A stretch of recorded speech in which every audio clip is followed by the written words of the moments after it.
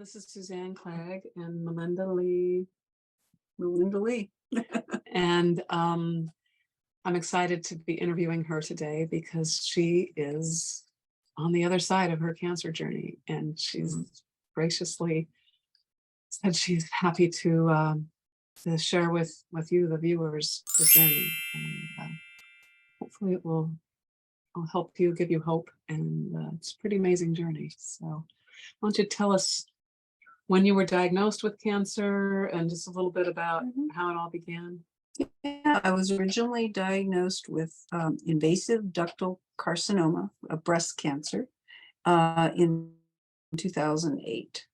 And I saw a couple of, I had second opinion. I saw a couple of different surgeons, and they wanted to put me on tamoxifen to reduce the size of the tumor. And because I had had a biopsy, which, if I knew then what I know now, I don't know if I would have done that, but it was actually a very useful thing because it identified exactly what the cancer was.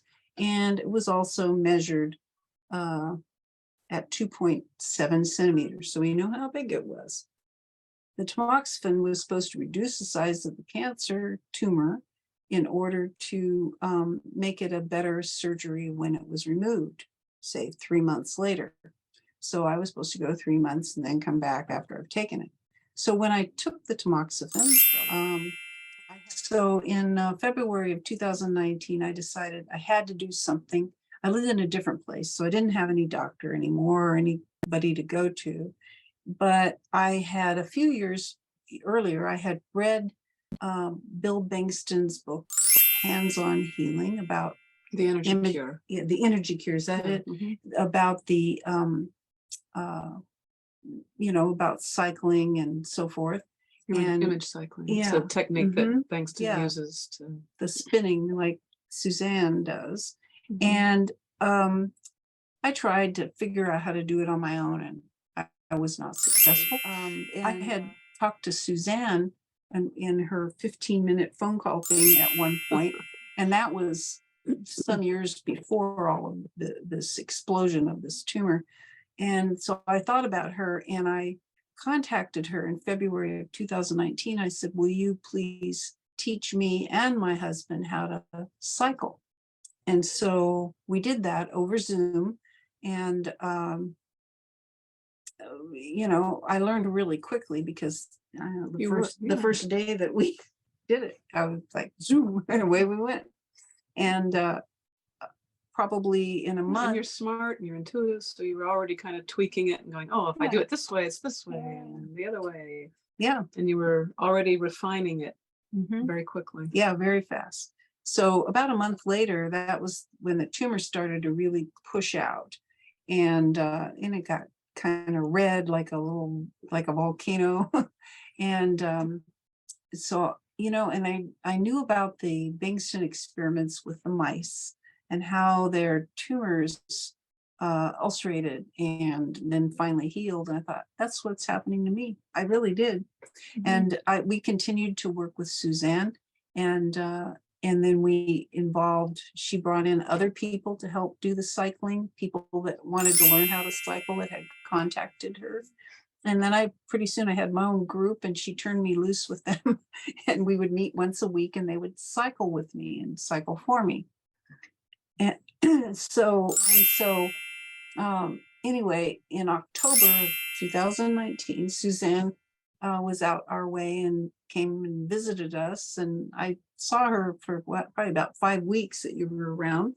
And she was, visiting national parks and things in our area while she was there. And it was fun, huh? National parks, but just how you responded to the treatment. Oh, yeah.